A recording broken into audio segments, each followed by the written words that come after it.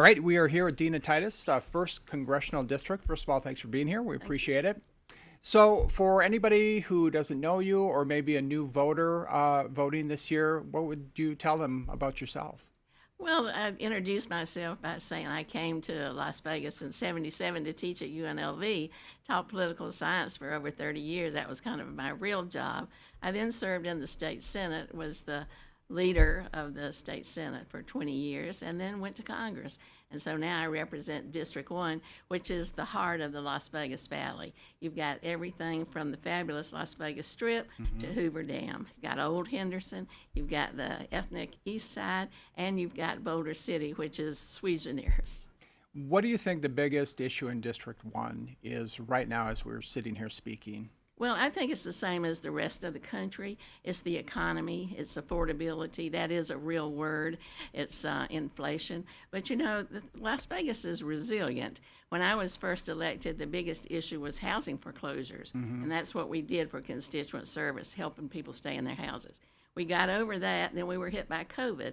And you know how hard that hit when you close down the whole strip. Nobody can travel, go out to dinner or anything. Then we came back from that, and now here comes Trump with all his policies that have impacted Nevada's economy, whether it's tariffs or a price of gas or doing away with social programs that people here need. They're just having a hard time making it. Unemployment is up. Grocery prices are among the highest in the country. We have the highest, or among the highest, for uninsured people. We're tied to California gas prices, so just making it through the day. Because when the economy is hit, Las Vegas is hit hardest and takes us longer to recover because people have to have a little money in their pocket to go on holiday. And if they don't come on holiday here, that is such a big part of our economy that it starts to have negative ripple effects. So, when it comes to affordable housing, you've mentioned that in your campaign literature. So, I know a person, a friend of mine, and she's a single mom, Yeah. cannot afford a big down payment right now. Yeah. She's getting hammered by these high interest rates. You know, nobody's in at under 3 anymore. Yeah. And she just can't make it. She's going to have to rent for now until something changes. How do you think you could help her or maybe somebody in that position right now? Well, housing is a serious issue for the whole state. It's up north as well as here and the whole country. Affordable housing. Now, there are a lot of houses on the market that aren't selling, but people can't afford to buy them. A lot of young people are moving back in with their parents because they can't afford it, and parents are moving back in with their children because they can't afford it. Several things have been happening. One is corporate ownership. A lot of corporations are coming in, buying up houses cheap, holding them, flipping them, and then taking them off the market so the average person can't compete with that. So I have a bill to put some caps on that and also some penalties if you hold those properties for too long, because it shouldn't be a corporate issue. It should be a personal issue. That's the way you build wealth. Another thing you mentioned about the rental, in Nevada, southern Nevada, we have been a fast-growing community, much like Phoenix. And so the number of vouchers that are available is much less than, say, Chicago. The formula is out of date. It hasn't kept up with that. So I have a bill with Mr. Stanton from Phoenix to try to get more rental vouchers to help people. Another thing I think is important, and I've been working on sustainable growth, you may remember this since in the legislature when I did Ring Around the Valley, is to have greater density, build up, build in, don't keep building out sprawl. And the way you do that and make it pencil out is provide tax incentives for people to do that infill development, to do that brownfield cleanup. And then you can bring neighborhoods back because you're building new housing there, and it can be affordable either for veterans, young people, seniors, people with disabilities, and so that's another way to do it. How would the rental vouchers work, and where is that project as far as that actually happening? Well, it's been introduced and has been heard, and we're just trying to push it through. It would work with, certain people are qualified to receive rental vouchers, and it all depends on your personal economic circumstances who would qualify for those. But the formula would be adjusted so we would be entitled to more of those, like available to our populations. If things go the way you want it to, when could we see that? Well, this term ends in next December. So we'll see some things happening between now and the election. Usually not much happens during this period because people are running for office, but because there's so much turmoil, so much likelihood that the parties may switch in the Congress, that I think you're going to see a lot of action. And there will be bills at the end of the session. They're called kind of Christmas tree bills where you can hang things on as amendments. So if the bill doesn't pass, we'll look for other mechanisms through appropriations process or through the amendment process to try to get it through. What about inflation? Of course, that's everybody continues to talk about that. Gas is up, groceries are still up. I mean, what can you do where you are right now to knock those prices down, if you will? Well, one thing is you can do away with those tariffs. You know, over the years, excuse me, business have told me what we need is security. We need constance. We need consistency. We need predictability, and that's what we don't have now. One day you got high tariffs, one day low. One day you got tariffs, one day none. One day it's on this country, one day it's on that. One day it's on this product, next day it's on that. So if you can get some stabilization of that whole tariff issue, you can bring down some of the prices. Because think about this, we don't grow anything really here in Southern Nevada. We don't make a lot of things, even though we're moving into light manufacturing. Everything has to be trucked in or brought in by railroad. That all costs fuel cost, and that's gone up, and so that brings the price of products up. So if you could bring that down, that would be one way to deal with inflation. Another way is this war. We need to end this war because as long as the Straits of Hormuz are closed, gas prices are not coming down. And even if it opens up, it's going to take a while to catch up with that. So that's, I think, another issue. Let's just stay with that for a second. So as we kind of stand right now, we're in this kind of holding pattern, if you will, and the president is waiting to see what Iran will do if they can make some kind of deal and then stop things. How do you stand on where we are right now? I mean, what do you think should be happening? Well, where we are is nobody knows where we are because it changes from day to day. Even when this war began, we didn't know why. Was it because Iran was an imminent threat? Was it because they were building a nuclear weapon? Was it because we were in it with Israel? So if you don't know what the goal is or why you're there, how do you declare victory? Every time a line is drawn in the sand, the president steps over it and tries to do something else. One day we're going to close it. One day we're going to open the strait. One day we got a deal. Next day there's no deal. One day we're working with Saudi Arabia. Next day they tell us to kick sand. So, you know, we don't know where we are, and that's one of the big problems. But this was a war of choice. Our allies were not part of the decision to go to war, and Congress has not been involved. My main position is that Congress should have a voice in this, and that's why I have supported voting in favor of the War Powers resolution to have it kick in after 60 days to say you got to go to Congress to get their engagement in whether we should continue this war or not. So the president has said, and people, a lot of people do support him, that he believes that if they get some kind of a nuclear weapon, that's a big problem for the United States later down the road. Do you think that we should continue taking that stance and really going after Iran right now and trying to eliminate a threat? Or are you also worried something could happen, 5-10 years down the road with Iran? Well, I agree with the president. We don't ever want Iran to have a nuclear weapon. There are other countries that shouldn't have nuclear weapons too. How about North Korea, for example? So if you can get that nuclear material, that uranium, out of there and stop that process, I think that's commendable. But don't forget, we already had an agreement. We had an agreement that was reached by President Obama and our allies to stop that and give us some time and postpone any kind of development. Trump threw that out. Now he's trying to come with a new agreement that will not be as good as the one we had originally. That's just like the Straits of Hormuz. They used to be wide open. Well, that wasn't good enough. Now they're closed off. And we're talking about Iran charging tolls for people to go through there. So we're worse off. What did we accomplish with this war? So if you could have your way, if you could guide things, I mean, what would you say what should happen in the next 60 days or so? Well, I'd like to see us reach some kind of agreement, but I don't think you're going to do that by sending the son-in-law and a real estate broker over there to negotiate. You need qualified people who know diplomacy, who can work with our allies at the table to try to come to some kind of agreement that puts us at least back where we started. Let's talk about Social Security. So the AARP says the surplus in the trust funds will be depleted by 2034. and payouts would be reduced to about 81%. I think I've also heard 83% for many who rely on Social Security.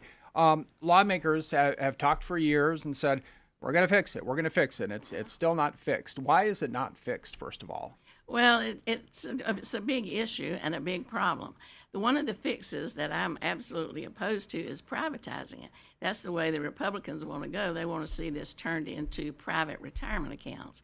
I think that's not a good idea because Social Security is a guaranteed safety net that you've earned. You put your money into it. It's not something the government gave you. But if you rely on private companies, they can go up, they can go down. In good times, you might have a good retirement. In bad times, you might be left with nothing. So privatizing is not the way to fix it. Now, I think you can fix it by looking perhaps at qualifications, but not by increasing the age, but by increasing perhaps the contribution of people at the top of the income scale, because right now that is capped, and those above that don't pay any more than those below. So let's make it fair. So when is it going to get fixed? Is it going to get fixed is the question. And let me ask you this. I mean, do you take any blame at all? You've been there for a while. What if someone said the Congresswoman has been there and she hasn't fixed it and I'm not happy? What would you say to that? Well, I'd say that we do need to fix it. I'm certainly willing to do that. I've worked with AARP to try to come with solutions. It's going to take the political will by more than just one person to be sure that that's done. I've signed on to Larson's bill, Larson from Connecticut's bill, to look at the whole system and look at what benefits are available. It's called Social Security 2.0, and that includes some fixes, but you can't get this Republican Congress to even bring it up for a vote. So until everybody's on board, it's not going to go anywhere. I can tell you this, though, that seniors are very concerned about cuts in Medicare that are associated with Social Security, and that we've already seen cuts in Medicaid, but cuts in Medicare. And if you look at the history of this country, Social Security is one of the most successful programs we've ever had. So you, in your campaign literature, you talk about using your position on the Foreign Affairs Committee, and you mentioned tourism. We've talked a little bit about that. So we've seen drops in Canadian visitors. We've seen drops in other international visitors. What can you do to make sure that people continue visiting Las Vegas and the jobs that we have here stay here and people won't lose their jobs because of a drop in tourism? Well, you have seen that drop, and you've seen it especially from Canada. They are not coming. That's down 25%. Mexico's another big source. They're not coming. You know, we've insulted both of those countries, and it's hard to insult the Canadians because they're so nice, you know. But we did it. And then the tariffs didn't help, and then saying we want to make them the 51st state, and all of those kind of insults. People say, well, there are other places that we can go and have fun, and that's what they're doing.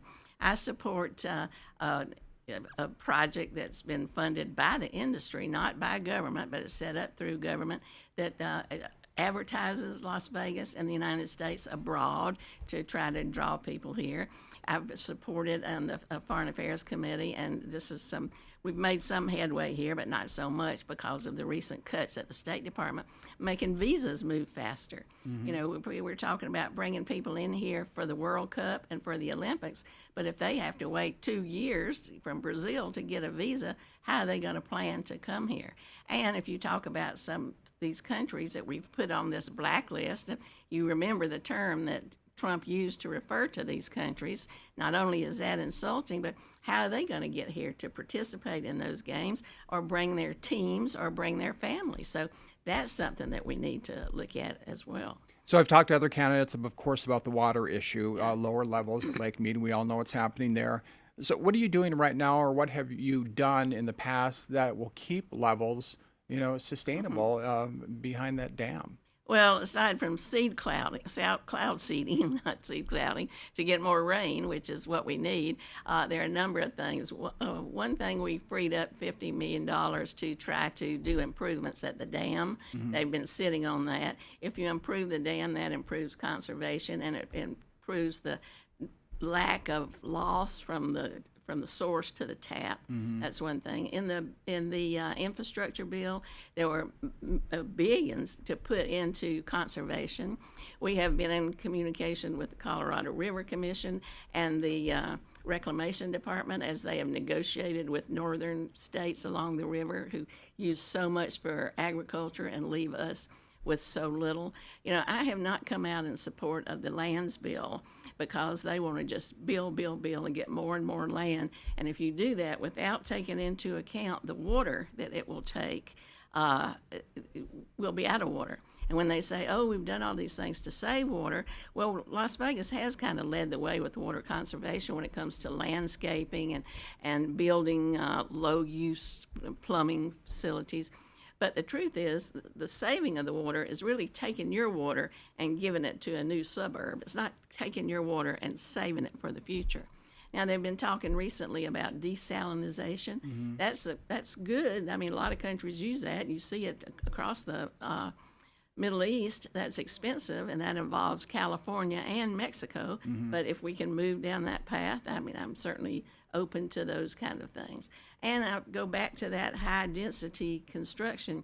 If you build high density instead of sprawl, that uses less water because, again, you lose less from the source to the tap. What about a pipeline? I keep hearing different people talk about a pipeline, and I've heard, the public talk about a pipeline. Is a pipeline doable or no? Well, you talk about a pipeline would have to be to the northwest. You talk about up to Hanford where they got a lot of water, mm-hmm. bringing it in here like you pipe in gas and oil. But now think of what it would cost to build a pipeline from here to the northwest. Think of how many different jurisdictions you have to go through, each with their own rules and their own laws. A lot of environmental study would have to be done. So that would certainly be an awfully long time, long, expensive proposition. I think maybe we can find something better than that. And I want to talk. Go ahead. Real quickly, we also need to be creative about the way we use water. Mm-hmm. You know, almonds use an awful lot of water through irrigation. They're growing cotton in Arizona in the desert. That's water for irrigation. Let's use the water for products that makes sense. And when I chaired or was the ranking member for the Economic Development Committee, we got a provision through that gives economic development grant money to companies that come in that are good environmental stewards, not necessarily big data centers that use a lot of power and a lot of water. I want to talk about gas prices just for another minute. A lot of people, I think, get frustrated in Nevada because gas prices are higher than a lot of other states, and everybody asks why. Tourism could be a reason, and the refining. California, does a refining. Is there anything that can be done to change that and keep the prices down anymore? Well, they're talking about a pipeline there, a pipeline that comes across through to Elko, where you could supply northern Nevada with more gasoline, and we wouldn't be so dependent on California. They've recently closed down 2 refineries in California. That increased prices. We have no refineries in Nevada, so we are stuck with that. We get a little bit through a pipeline from Arizona, but not nearly enough to offset those prices.